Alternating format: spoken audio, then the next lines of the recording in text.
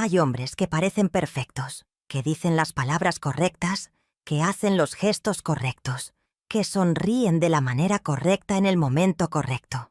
Hombres que uno mira y piensa que tuvo suerte, que la vida fue generosa, que de todas las personas que podían haber llegado, llegó precisamente ese. Yo tuve uno de esos hombres, o creí tenerlo. Durante 12 años creí que era la mujer más afortunada del mundo por tener al lado al hombre que tenía, hasta que descubrí lo que hacía cuando yo dormía. Nunca le conté esto a nadie en su totalidad. Mis hijos no saben todo. Mi familia sabe pedazos. Las personas que estuvieron cerca en ese tiempo saben lo que se vio, lo que fue imposible ocultar cuando todo salió a la luz. Pero la historia completa, con todo lo que vino antes y todo lo que vino después, esa historia la guardé para mí durante años, porque había partes de ella que me costaba demasiado poner en palabras sin que el dolor volviera con toda su fuerza. Hoy la voy a contar, entera, porque ya tengo la edad suficiente para saber que cargar sola los secretos de otros es el peor negocio que existe. Mi nombre es Remedios, Remedios Castillo Vargas. Tengo 56 años y vivo en Mérida, Yucatán, aunque nací en un pueblo pequeño del interior del estado, donde el calor era permanente y los árboles de tamarindo daban sombra en los patios de todas las casas y donde la vida tenía ese ritmo lento y seguro de los lugares donde todo el mundo se conoce y donde los secretos, cuando existen, duran poco porque hay demasiados ojos mirando. Crecí en una familia de 4 hermanos. Yo era la segunda. Mi papá se llamaba Eusebio y era albañil, un hombre de trabajo duro y pocas palabras que demostraba el amor con hechos y no con discursos, que se levantaba antes del amanecer todos los días de su vida adulta para que a sus hijos no les faltara nada y que nunca, ni en los meses más difíciles, dejó que la escasez se convirtiera en excusa para no seguir adelante. Mi mamá se llamaba Amparo y era exactamente lo opuesto, habladora, efusiva, de las que abrazan fuerte y cocinan para 20, aunque solo haya 6 en la mesa, de las que llenan cualquier cuarto con su sola presencia y que cuando se van dejan un silencio que se nota. De ellos heredé lo mejor y lo más complicado al mismo tiempo.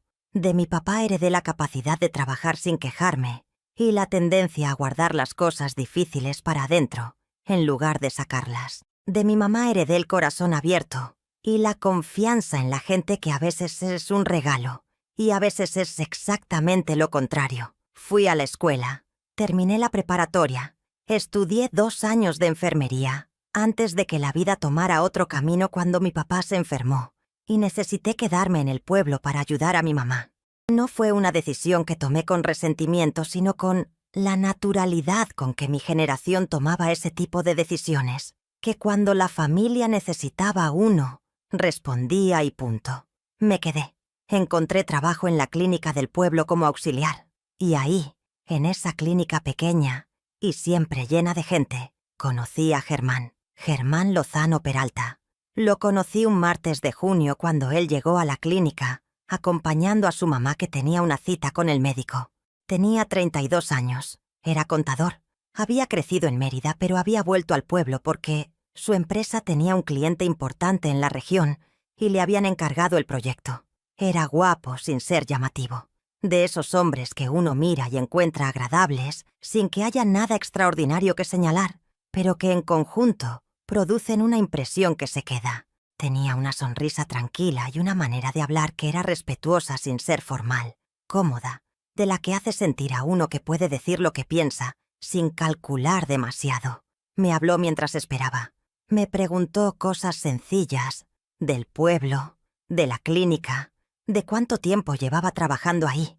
Respondí con esa mezcla de cortesía y reserva que una tiene con los desconocidos. Cuando su mamá salió de la consulta se despidió con una naturalidad que no exigía nada y se fue. Volvió al día siguiente, sin su mamá, solo a preguntar si podía invitarme un café cuando yo terminara el turno. Tenía 30 años en ese momento. Había tenido novios antes, relaciones que no habían llegado a nada concreto por razones distintas, y había llegado a una especie de paz, con la posibilidad de que quizás el matrimonio no era algo que iba a pasar en mi vida. No con tristeza, sino con esa aceptación tranquila que viene cuando uno deja de pelear contra lo que no puede controlar. Así que cuando Germán preguntó si podía invitarme un café, lo miré un momento y le dije que sí, sin hacerlo más complicado de lo que era. El café duró 2 horas. Hablamos de todo y de nada con esa facilidad que tienen las conversaciones, que no tienen nada que demostrar. Germán era inteligente sin necesidad de mostrarlo. Tenía opiniones sobre las cosas, pero las decía sin imponer. Escuchaba de verdad cuando uno hablaba, que es algo más raro de lo que parece. Me hizo reír varias veces, y eso siempre fue para mí una señal de algo, que un hombre que hace reír a una mujer sin esforzarse demasiado, tiene algo genuino que ofrecer. El noviazgo duró 1 año y medio, 1 año y medio, en que Germán fue exactamente el hombre que había aparecido en ese primer café. Atento, consistente, de los que cumplen lo que dicen, de los que aparecen cuando dicen que van a aparecer. Mi mamá lo adoró desde la primera vez que lo trajo a cenar, que mi mamá tenía un radar para la gente buena que casi nunca fallaba. Mi papá tardó más, que así son los papás con los hombres que se acercan a las hijas, pero también terminó por aceptarlo con esa aprobación silenciosa, que en él valía más que cualquier discurso. Nos comprometimos cuando yo tenía 31 y él 33. La propuesta fue sencilla. En el patio de mi casa, una noche después de cenar con mis papás, con un anillo que no era extravagante, pero que era exactamente lo que yo hubiera elegido si me hubieran preguntado, que Germán tenía esa capacidad de conocer los gustos de uno sin necesidad de preguntarlos directamente. La boda se planeó para 6 meses después, y fue en esa planeación, en ese periodo de preparativos y decisiones y listas interminables, cuando entró en nuestra historia la persona que iba a cambiarlo todo, Fernanda. Fernanda Ríos era la mejor amiga de Germán desde la universidad. Llevaban más de 10 años de amistad cuando yo la conocí, de esas amistades que atraviesan todo, los cambios de ciudad, los cambios de trabajo, los noviazgos de cada uno. Germán la mencionaba seguido, con el afecto natural que uno tiene por las personas que han estado en los momentos importantes de la vida. Cuando me la presentó fue en una reunión de amigos suyos en Mérida, una tarde que fuimos los dos juntos, y Fernanda llegó con esa energía particular que tenía, expansiva, de las que llenan el espacio, de las que uno nota desde que entra. Era bonita. No voy a decir que no lo era porque sería mentira, y porque esta historia merece la verdad en todas sus partes. Era bonita de una manera que ella sabía, y que manejaba con esa comodidad de quien ha crecido siendo consciente de su atractivo. Tenía el cabello oscuro muy largo, ojos grandes, una manera de moverse que llamaba la atención, sin que pareciera que lo estaba buscando, aunque quizás sí lo estaba buscando. Me saludó con un abrazo efusivo y me dijo que había escuchado mucho de mí y que estaba feliz de conocerme por fin. Yo la recibí bien. ¿Cómo no iba a recibirla bien si era la mejor amiga de mi novio? Y si en apariencia era una persona encantadora. La recibí con la apertura que uno tiene cuando quiere hacer bien las cosas, cuando quiere que las personas importantes para la persona que ama también sean parte de la propia vida. Cuando Germán me preguntó si Fernanda podía ser la madrina de nuestra boda, le dije que sí sin dudarlo, que era su mejor amiga, que tenía sentido, que yo no tenía ninguna razón para oponerme. Mi mejor amiga, Guadalupe, iba a ser mi dama de honor. Fernanda iba a ser la madrina de Germán. Así quedó. La boda fue en el mes de marzo, un sábado por la tarde, en la capilla del pueblo con recepción en un salón que mi mamá había reservado con meses de anticipación. Fue una boda bonita, de las que uno recuerda con cariño aunque después esos recuerdos queden teñidos por lo que vino después. Fernanda cumplió su papel de madrina con una eficiencia y una presencia que todos notaron, que era de las que saben estar en cualquier situación y que en una boda eso se agradece. En las fotos de esa boda, fotos que todavía existen aunque yo no las mire, Fernanda está sonriendo en casi todas. Una sonrisa que en ese momento yo leí como la alegría genuina de una amiga que festeja la felicidad de quien quiere. Hoy la leo de otra manera. Pero en ese entonces no tenía ninguna razón para leerla diferente.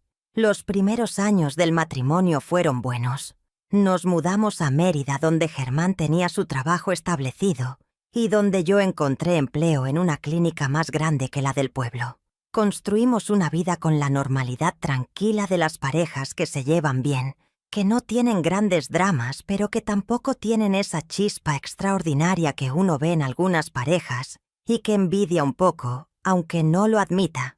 Era una vida cómoda, una vida funcional, una vida que yo tomaba como lo que debía ser, porque nadie me había dicho que tenía que ser otra cosa. Fernanda siguió siendo parte de nuestra vida. Venía a cenar, salíamos los tres a veces. Había mensajes y llamadas con Germán que yo veía como lo que eran, la comunicación normal entre dos amigos de toda la vida. Nunca tuve celos de esa amistad. O si los tuve en algún momento fueron tan breves y tan irracionales que los descarté antes de que tomaran forma porque me parecía injusto desconfiar de algo que no tenía ninguna razón visible para desconfiar. Tuvimos una hija, Daniela, que llegó cuando yo tenía 34 años y que desde el primer día fue el centro de todo.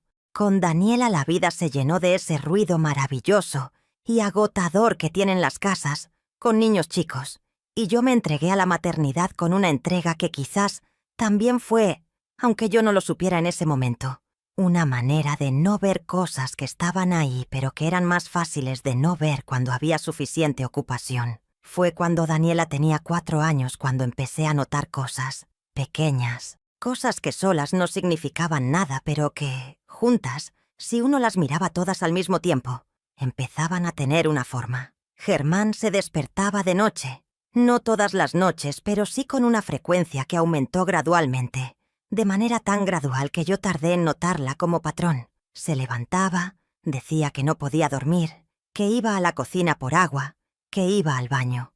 Yo me quedaba dormida de nuevo porque tenía el sueño profundo de quien trabaja mucho y llega cansada a la cama, y en la mañana Germán estaba ahí como siempre, y la noche anterior era solo un recuerdo vago que no tenía forma de alarma.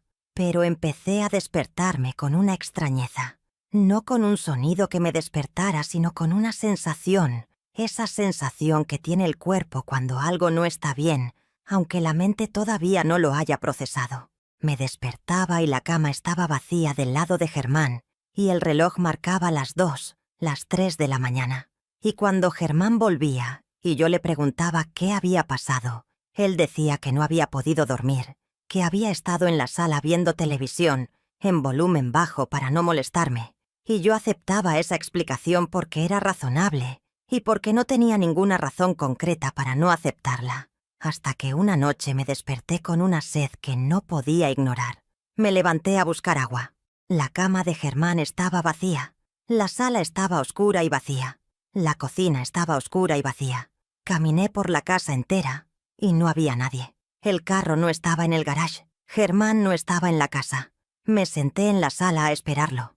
Llegó 40 minutos después. Me encontró ahí sentada en la oscuridad, y se detuvo en la puerta con una expresión que duró solo un segundo, antes de recomponerse, pero que yo vi. Era la expresión de alguien que no esperaba encontrar lo que encontró, de alguien calculando rápidamente qué decir. Me dijo que no había podido dormir y que había salido a dar una vuelta en el carro, que a veces, cuando el insomnio era muy fuerte, eso lo ayudaba. Lo miré un momento, le dije que de acuerdo, y me fui a la cama. Pero algo había cambiado en esa noche. Algo pequeño, una grieta apenas, que yo no reconocí todavía como lo que era, pero que estaba ahí. Las semanas siguientes estuve más atenta sin reconocer que lo estaba, notando cosas, que cuando Germán llegaba de esas salidas nocturnas, tenía el cabello ligeramente diferente, recién peinado de una manera que no correspondía a alguien que había estado dando vueltas en el carro, que su teléfono estaba siempre boca abajo sobre la mesa, que antes no lo hacía, que cuando le llegaban mensajes de noche, los leía en el baño con la puerta cerrada, que Fernanda había dejado de venir a cenar con la misma frecuencia de antes, que de un periodo a otro prácticamente había desaparecido de nuestra vida social sin que nadie lo mencionara. Ese último detalle fue el que empezó a conectar los puntos, de una manera que yo todavía no quería ver pero que ya no podía completamente ignorar. Una tarde, cuando Germán estaba en el trabajo y Daniela estaba en la escuela, me senté en la sala con el teléfono en las manos durante un tiempo largo, antes de hacer lo que sabía que iba a hacer. Entré a la cuenta de la plataforma de mensajes que Germán usaba en la computadora de la casa. La contraseña era el cumpleaños de Daniela, que era la contraseña de todo en nuestra vida, y la sabía de memoria. No voy a describir en detalle lo que encontré porque hay cosas que, aunque sean parte de la historia, no necesitan toda su crudeza para entenderse. Lo que encontré fue suficiente, más que suficiente. Mensajes entre Germán y Fernanda que no tenían ninguna ambigüedad posible. Mensajes que tenían fechas que abarcaban años, no meses, no semanas, años de una conversación paralela a nuestra vida que había estado ocurriendo mientras yo dormía al lado de ese hombre, creyendo que lo conocía. Me quedé mirando la pantalla de esa computadora durante un tiempo que no sé cuánto fue. El tiempo dejó de funcionar de manera normal en ese momento. Recuerdo que afuera había sol, que era una tarde ordinaria de martes, que los vecinos de enfrente estaban haciendo algo en su jardín con ese ruido tranquilo, de vida normal que contrastaba con lo que estaba pasando en mi cabeza, de una manera que me parecía obscena. Cerré la computadora. Me levanté, fui a la cocina y tomé agua. Me senté otra vez y empecé a pensar. Pero lo que leí en esos mensajes tenía algo que todavía me faltaba entender. Había referencias a noches específicas, a horarios, a una rutina que no cuadraba exactamente con lo que yo sabía de los movimientos de Germán.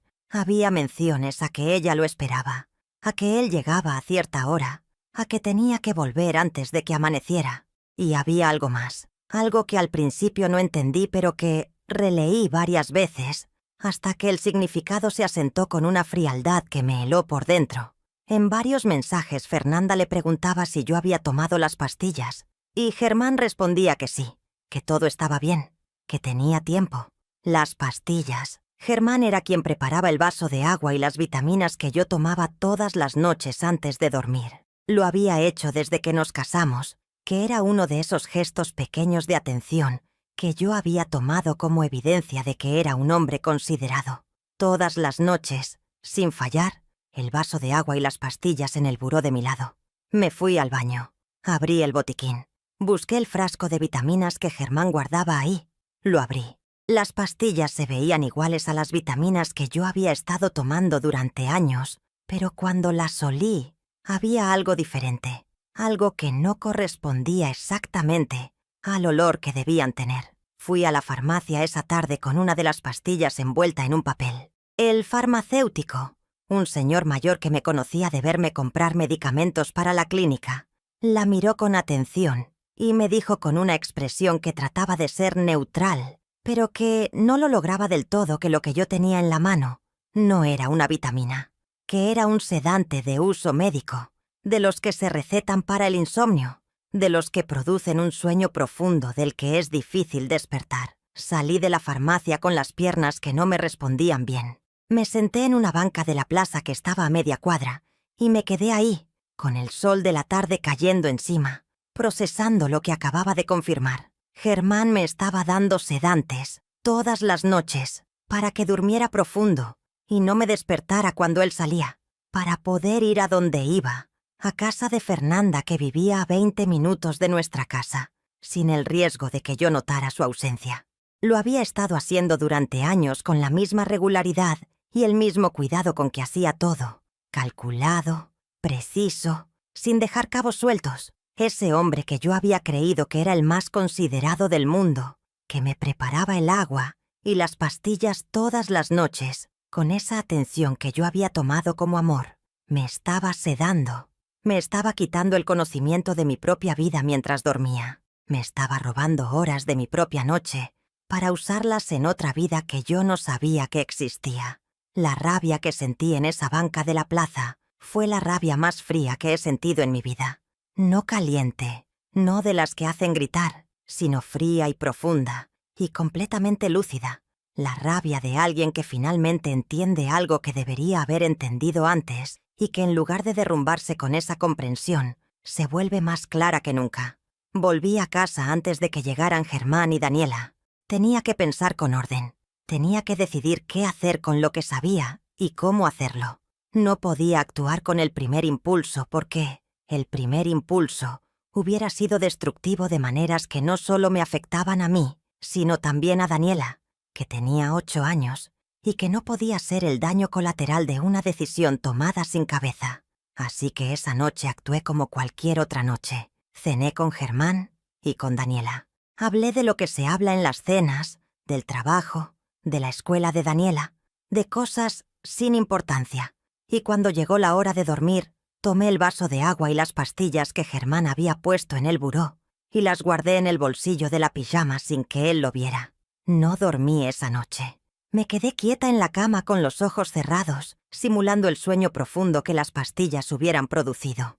Escuché a Germán a mi lado, su respiración cambiando mientras esperaba, su cuerpo quieto durante un tiempo que pareció largo. Y después, cuando creyó que yo estaba suficientemente dormida, lo escuché levantarse con una delicadeza calculada, recoger algo de la silla donde dejaba la ropa, salir del cuarto con pasos suaves que sabía cómo dar para no hacer ruido. Lo escuché salir de la casa, escuché el carro arrancar, y me quedé en esa cama, en esa oscuridad, con los ojos abiertos ahora que no había nadie que me viera, mirando el techo de mi propio cuarto, que de pronto era el techo de una vida que no era completamente la que yo creía que era. 3 horas después, lo escuché volver, entrar con esos mismos pasos cuidadosos, meterse a la cama con la misma delicadeza, quedarse quieto, y en pocos minutos su respiración se regularizó en el sueño tranquilo de quien no tiene nada que le pese en la conciencia, o de quien ha aprendido también a vivir con el peso que ya no lo siente. Lo hice durante 3 noches más. Guardé las pastillas sin tomarlas y me quedé despierta escuchando. Las 3 noches salió. Las 3 noches volvió antes del amanecer. Las 3 noches durmió a mi lado con esa calma que ahora me resultaba la cosa más perturbadora que había presenciado. Al 4.º día llamé a mi abogada, una mujer que conocía de la clínica, profesional y discreta, con quien hablé durante 1 hora larga, explicándole la situación con todos los detalles que tenía. Me escuchó sin interrumpir y al final me dijo lo que necesitaba hacer y en qué orden hacerlo para protegerme a mí y a Daniela de la mejor manera posible. También llamé a mi hermana. Necesitaba decírselo a alguien de mi familia antes de dar cualquier paso, porque había cosas que iban a pasar y que mi familia necesitaba conocer para estar preparada. Mi hermana escuchó todo en silencio y cuando terminé me preguntó si estaba bien. Le dije que estaba furiosa, pero que estaba bien, que eran cosas diferentes. Me dijo que fuera a su casa esa tarde con Daniela. Le dije que todavía no, que necesitaba unos días más para tener todo en orden. Lo que vino después fue un proceso que requirió de mí una frialdad y una disciplina que no sabía que tenía hasta que las necesité. Reuní evidencias con el mismo método que había usado para encontrarlas. Guardé copias de los mensajes. Guardé las pastillas que no había tomado en un sobre etiquetado. Consulté a un médico de confianza sobre el sedante y obtuve por escrito su opinión sobre los efectos y los riesgos de administrarlos sin prescripción ni consentimiento. Documenté fechas y horarios de las salidas nocturnas de Germán. Todo esto lo hice mientras seguía yendo al trabajo todos los días, mientras seguía llevando a Daniela a la escuela, mientras seguía cenando con Germán como si nada hubiera cambiado, mientras seguía siendo la esposa que él creía que tenía, dormida y tranquila y completamente ajena a lo que ocurría en su propia vida. Esa actuación, esas semanas de fingir que no sabía lo que sabía, fueron las más difíciles de todo el proceso. No porque fuera difícil controlar las emociones, porque la rabia fría que tenía en esa etapa era paradójicamente más fácil de manejar que cualquier emoción caliente hubiera sido, sino porque cada noche que Germán ponía el vaso de agua y las pastillas en mi buró con esa sonrisa tranquila de siempre, y me decía que durmiera bien, algo en mí tenía que hacer un esfuerzo activo para no decir todo lo que sabía en ese momento y terminar con esa farsa de una vez. Pero no lo hice. Esperé, porque había algo que todavía no tenía y que necesitaba antes de actuar. Necesitaba hablar con Fernanda, no para confrontarla, no para la escena dramática que hubiera sido fácil tener y que no iba a cambiar nada de lo que ya había pasado, sino para entender, para tener la versión completa, para saber cuánto tiempo llevaba esto, cómo había empezado, qué creía ella que era lo que tenían, si había algo que yo pudiera haber visto y no había visto. La llamé desde un teléfono que Germán no conocía, un teléfono de prepago que había comprado específicamente para eso, un martes por la mañana cuando sabía que Germán estaba en una reunión de trabajo. Fernanda respondió al tercer tono con esa voz suya de siempre, segura y un poco musical. Le dije quién era. Hubo un silencio. Le dije que necesitaba verla, que sabía todo, que no estaba llamando para pelear sino para hablar, que era su decisión si quería hacerlo o no, pero que si no lo hacía, yo iba a tener que proceder con lo que tenía sin su versión, y que quizás era mejor para todos que yo la tuviera. Otro silencio, más largo. Me dijo que cuándo. Nos vimos 2 días después en un café del centro que ninguna de las dos frecuentaba. Llegué primero. Ella llegó 5 minutos después con esa manera suya de entrar a los lugares, que incluso en esa circunstancia, incluso yendo a una reunión que debía ser lo más incómodo de su vida reciente, mantenía algo de esa presencia que siempre había tenido. Se sentó frente a mí y me miró sin decir nada, esperando. Le dije que lo sabía todo. Le mostré algunas de las evidencias que había reunido. No todas, pero suficientes para que quedara claro que no había ambigüedad posible. La vi procesar eso con una expresión que fue cambiando de manera que no pudo controlar completamente, que era la expresión de alguien que había creído que tenía más tiempo del que tenía y que de pronto se encuentra con que el tiempo se acabó. Le pregunté cuánto tiempo llevaba. Me dijo que 4 años. 4 años. Daniela tenía 4 años cuando empezó. 4 años en que esa mujer que había estado en mi boda, que había brindado por nuestra felicidad, que había sido recibida en mi casa con la confianza que uno da a los amigos de quien ama, había estado teniendo una relación con mi marido mientras yo dormía, con la ayuda de pastillas que él me daba sin que yo supiera lo que eran. Le pregunté si sabía lo de las pastillas. La expresión que puso en ese momento fue la respuesta, antes de que dijera nada. No lo sabía. O quizás lo sospechaba, pero no lo había querido confirmar. Que a veces son la misma cosa. Me dijo que ella nunca le había pedido eso, que lo que hacía Germán para poder salir era asunto de él, que ella no le había dado instrucciones de cómo manejar su vida con su esposa. Le dije que entendía que técnicamente era verdad, pero que había elegido durante 4 años recibir a un hombre en su casa en la madrugada, sabiendo que ese hombre tenía una esposa que dormía, pensando que estaba a su lado. Que esa elección, aunque no hubiera dado las instrucciones, no era inocente. No respondió a eso.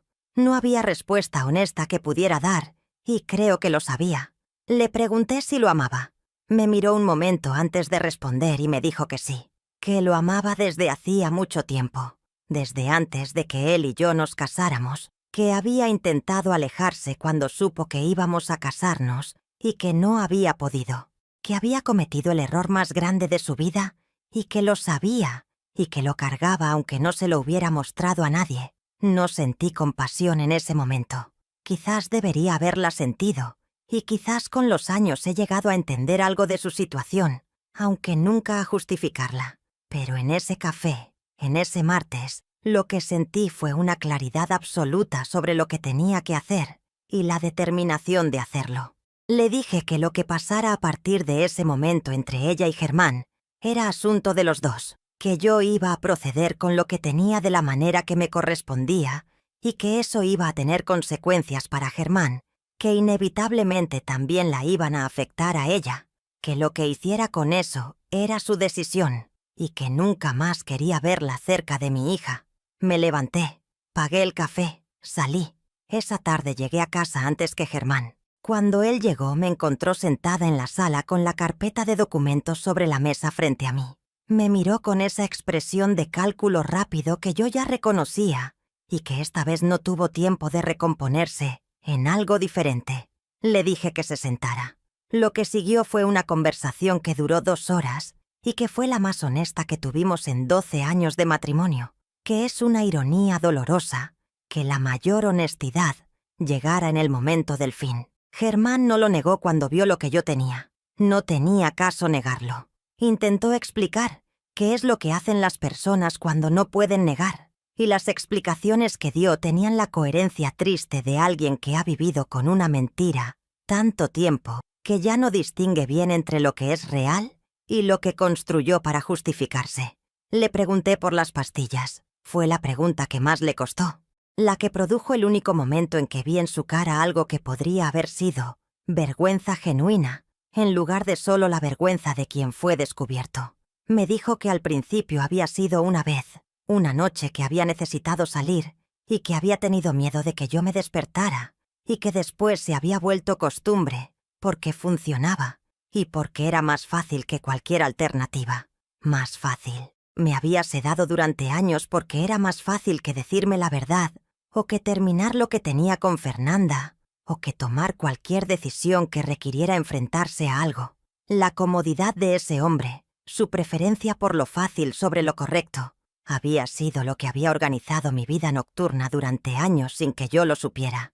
Le dije que al día siguiente mi abogada iba a contactar a la suya, que yo me iba con Daniela a casa de mi hermana mientras se resolvía lo de la casa, que lo que pasara con Fernanda era asunto de él, pero que, si en algún momento esa mujer intentaba tener contacto con mi hija, yo iba a usar cada evidencia que tenía de la manera más completa posible. Se quedó en silencio cuando terminé de hablar, y después me preguntó si había algo que él pudiera hacer, si había alguna posibilidad de que yo considerara. Lo miré, y le dije que no. No con rabia, no con el drama que la situación podría haber justificado.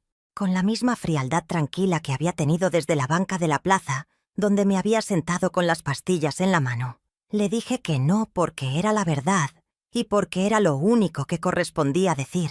Me fui con Daniela a casa de mi hermana esa noche. Daniela sabía que algo pasaba, aunque no supiera qué. Que los niños siempre saben, aunque no tengan las palabras para nombrarlo. Esa noche, cuando la acosté, me preguntó si todo estaba bien. Le dije que iba a estarlo, que su mamá era una mujer fuerte y que las cosas iban a encontrar su lugar, aunque tardaran un poco. Me miró con esos ojos suyos que tenían algo de Germán, que yo esperaba con el tiempo poder mirar sin que doliera, y asintió con la seriedad pequeña de los niños que confían en uno, aunque no entiendan todo. Lo que vino después fue el proceso largo y a veces brutal que tienen los divorcios cuando hay una hija de por medio y bienes que dividir, y una historia compartida que hay que desmantelar de manera ordenada, aunque por dentro sea un caos. Mi abogada fue excepcional. Germán no peleó lo que no tenía caso pelear, quizás porque en el fondo sabía que cualquier pelea que iniciara, yo tenía más que suficiente para responder. El tema de las pastillas fue lo que le quitó cualquier posición que pudiera haber tenido. No llegó a instancias legales formales, que eso hubiera sido un proceso largo y desgastante para los dos, y especialmente para Daniela, pero fue lo que estableció desde el principio de las negociaciones que yo tenía la posición más sólida, y que él lo sabía. Fernanda y Germán siguieron juntos después del divorcio, o eso supe por referencias durante un tiempo.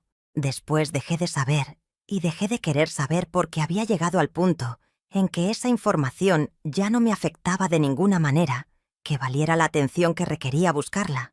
Daniela tiene hoy 24 años. Creció sabiendo la verdad de su padre, de la manera apropiada para cada etapa. No toda de golpe, sino lo que podía procesar en cada momento. Tiene una relación con Germán que es complicada, que no podía no serlo, pero que existe y que ella ha elegido mantener porque es su papá y porque esa decisión le pertenece completamente a ella. Yo nunca interfería en eso más allá de asegurarme de que lo que supiera fuera verdad y no la versión de nadie. Yo tardé en reconstruirme. No voy a decir que fue rápido porque sería mentir. Hubo años en que la confianza era lo más difícil, en que cualquier gesto de cualquier hombre que pareciera considerado me producía una desconfianza que yo reconocía como injusta, pero que no podía evitar completamente. Hubo terapia, que fue lo más útil que hice en ese periodo, y que le recomendaría a cualquier persona que pase por algo similar, sin dudar un segundo. Hubo amigas que se quedaron y una o dos que no supieron cómo quedarse, y que también fue una revelación, más pequeña que la principal, pero revelación al fin. Hoy tengo 56 años, y una vida que es completamente mía. Volví a estudiar. Terminé la carrera de enfermería que había dejado incompleta. Y trabajo en un hospital de Mérida, en un área que me gusta y que me da satisfacciones que no esperaba que el trabajo pudiera darme. Tengo a Daniela cerca, tengo a mis hermanas, tengo amigas de verdad, de las que se quedan cuando las cosas se ponen difíciles, que es la única clase de amigas que vale la pena tener. No volví a casarme, no porque haya descartado la posibilidad, sino porque no he encontrado a alguien con quien quiera hacerlo, y porque aprendí que la soledad honesta es infinitamente mejor que la compañía, que requiere dormir con pastillas para funcionar. La verdad que me asombra hasta hoy es el tamaño que puede tener el engaño cuando alguien decide construirlo con cuidado.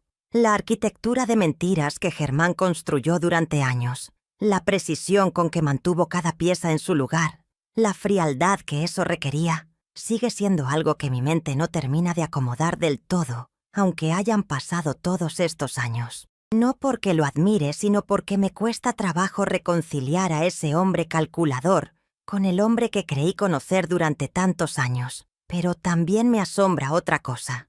Me asombra que cuando finalmente supe la verdad, cuando tuve todas las piezas en la mano, no me paralicé. Que algo en mí, algo que quizás heredé de mi papá que se levantaba antes del amanecer sin quejarse, o de mi mamá que abrazaba fuerte y seguía adelante, algo en mí tomó esa verdad y la convirtió en acción, en lugar de en derrumbe. No lo elegí conscientemente. Pasó. Y cuando pasó, entendí algo sobre mí misma que no sabía. Que tengo una resistencia que no necesita anunciarse para existir, que está ahí silenciosa, esperando los momentos en que se necesita, y que cuando se necesita, aparece con una claridad que lo demás no tiene.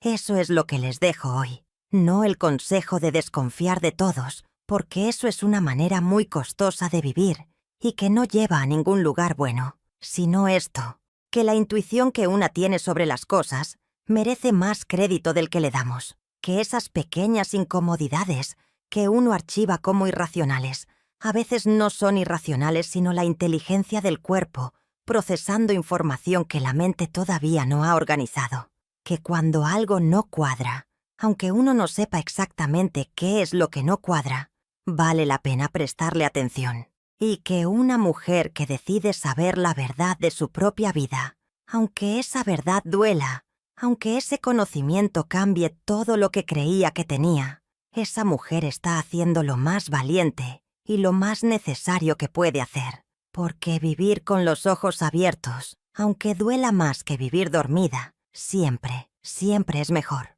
Me cuentan en los comentarios, ¿ustedes qué habrían hecho al descubrir lo de las pastillas? ¿Habrían enfrentado la situación de la misma manera?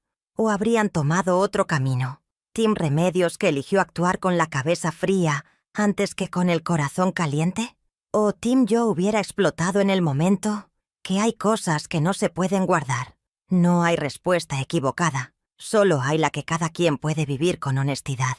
Espero que mi historia les sirva de fuerza para confiar en lo que sienten, aunque todavía no tengan todas las respuestas, para recordarles que el instinto de una mujer es una de las herramientas más poderosas que existe, y que nunca, nunca es demasiado tarde para recuperar la vida que es completamente suya.